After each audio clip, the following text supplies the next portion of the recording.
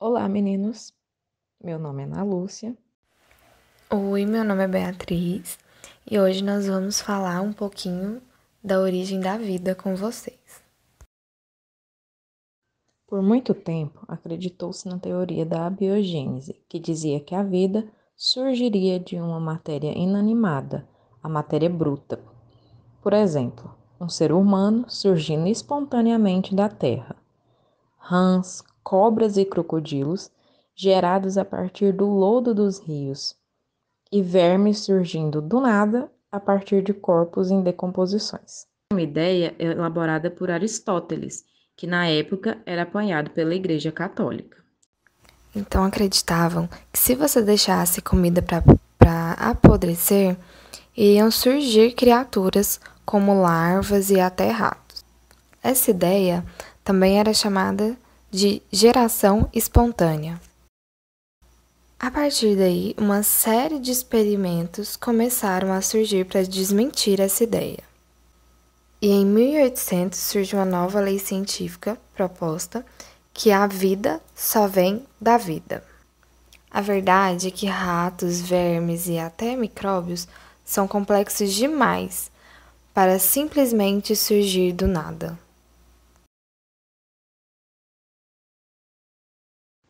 Francisco de Redi elaborou um experimento usando frascos com pedaços de carne, onde um deles foi mantido aberto,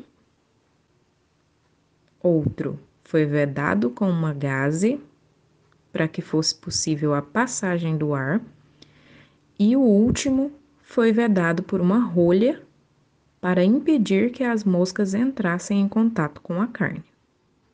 Alguns dias depois, Redi observou que no frasco vedado com a rolha não houve o surgimento de larvas e nem de moscas. No frasco vedado com a gaze haviam moscas sobrevoando o frasco, mas elas não entraram em contato com a carne, portanto, não haveria presença de larvas. No frasco aberto, houve o surgimento de larvas e Redi observou que as moscas depositavam seus ovos na carne. Tempos depois, estes ovos eclodiam e saíam larvas, que se transformavam em moscas. Porém, a geração espontânea ainda não estava morta. Muitos não estavam convencidos com este experimento, e ainda havia a crença de que era dessa maneira, pela abiogênese, que os organismos apareciam, como, por exemplo, os parasitas intestinais. Com a descoberta do microscópio, houve um embate entre dois pesquisadores, Needham e Spalazen. Needham aqueceu por determinado tempo frascos com substâncias nutritivas e verificou que ainda existia vida após o aquecimento. Já Spalazen, defendendo a biogênese, realizou o mesmo experimento, só que aqueceu 6 frascos por mais tempo, que ao final observou-se que não havia vida após o aquecimento. Needham não aceitou o experimento de Spalazen e o embate entre os dois continuou até o experimento de Pasteur. Pasteur, em 1862, reuniu os cientistas da época, ferveu um caldo nutritivo num frasco com gargalo em formato de pescoço de cisne e comprovou que após ferver o caldo não havia mais vida no frasco. O caldo só voltaria a ficar contaminado, ou seja, só voltaria a ter vida, caso o gargalo fosse inclinado ou quebrado, e dessa forma ficou comprovada a teoria da biogênese. Bom, mas se uma vida surge a partir de outra, como teria surgido o primeiro ser vivo? Uma das explicações para essa pergunta é a teoria cosmozoica, ou a chamada panspermia.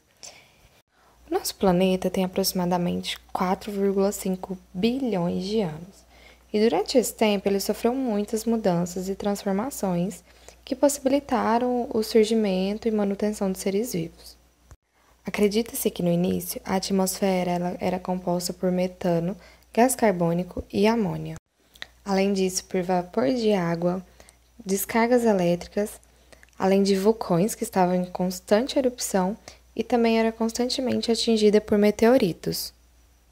A partir disso, Oparin formulou sua hipótese. Ele diz que esses compostos químicos, juntamente com as elevadas temperaturas, intensa atividade vulcânica, elevada radiação solar, além das descargas elétricas, teria tornado essas moléculas muito mais complexas. Em 1924, Oparin publicou um livro que expôs suas ideias sobre sua teoria, que falava sobre uma progressão gradual de químicas simples para as células vivas.